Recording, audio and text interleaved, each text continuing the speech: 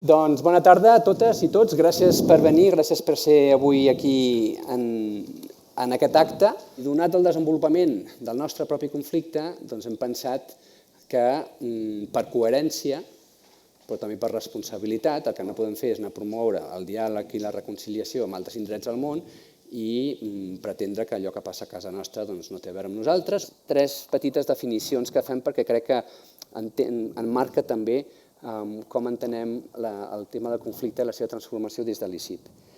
Conflicte. Xoc d'idees o interessos entre 2 o més persones o grups. Els conflictes són fenòmens socials inherents a la naturalesa humana, és a dir, són naturals, inevitables i fins i tot necessaris. Quan es gestionen de forma constructiva, permeten el desenvolupament social. El problema arriba quan no se saben gestionar, s'enquisten i porten a una confrontació prolongada o violenta.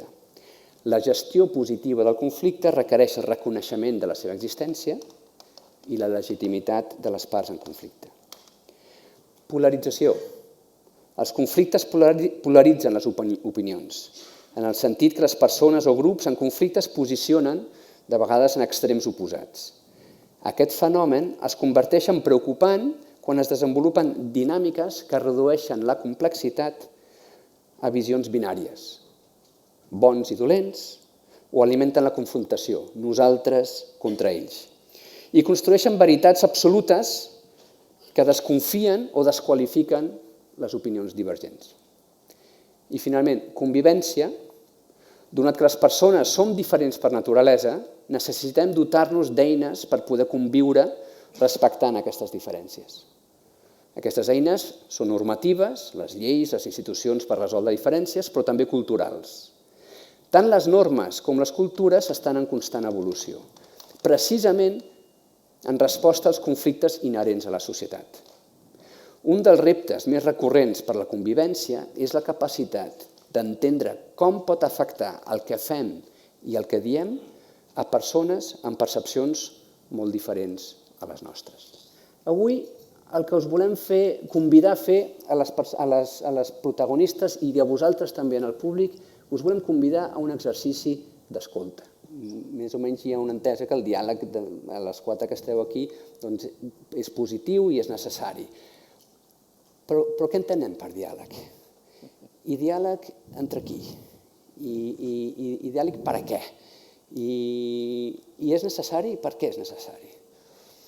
Perquè és la base, no? O sigui, la base de les relacions humanes és la comunicació, i la comunicació porta a intentar entendre què és el que vol l'altre quan interactua amb tu, no? Jo crec que un dels grans problemes és que no estem parlant el mateix llenguatge i, per tant, si tu vols fer diàleg, doncs com a mínim has de tenir uns signes, uns codis que siguin compartits per tothom, i no sé si estem encara en aquesta fase. Però crec que era l'Albert Camus el que deia que ser demòcrata inclou algo així com reconèixer que l'adversari pot tenir raó.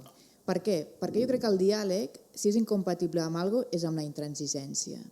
Aquesta apel·lació a l'empatia, que és una de les coses que jo crec que també falta als parlaments i segurament en algunes escales de veïns, doncs és un sentiment a recuperar per començar a reconstruir alguna cosa.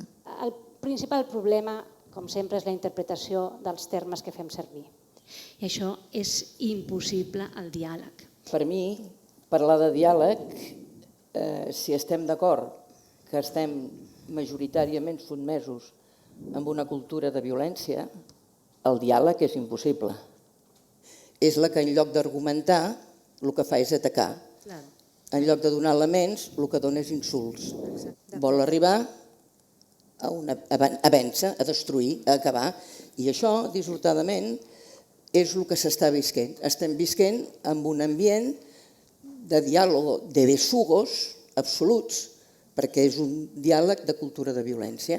Entre altres coses, perquè diàleg és posar-te a parlar en peu d'igualtat. En peu d'igualtat total. Davant de la utilització de conceptes diferents, siguem gandians. Anem a buscar la veritat. I sobre la veritat, no la veritat tamitzada pels mitjans, no la veritat tamitzada pels polítics, no la veritat utilitzada, manipulada i tergiversada per interessos. sobre la veritat neta, intentem construir aquest diàleg.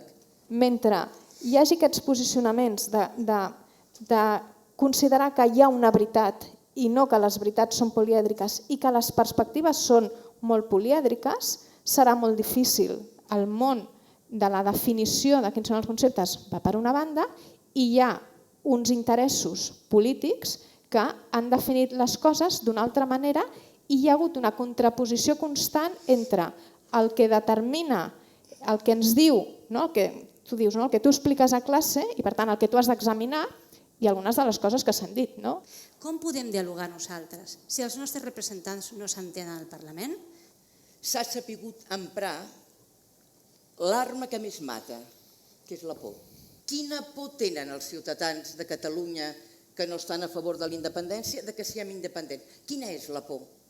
Analitzem la por, al tanto, perquè quan tu crees fractura, quan tu obres la fractura, quan tu crees això, clar, aleshores obres una ferida que surt a borbotones, coses que no tenen res a veure realment amb el conflicte que estàs parlant. I aquí, òbviament, ajuden tot, ajuden la xarxa, ajuden els mitjans de comunicació, ajuden els polítics, clar que sí, els partits polítics, evidentment. Darrere de cada partit polític hi ha un interès.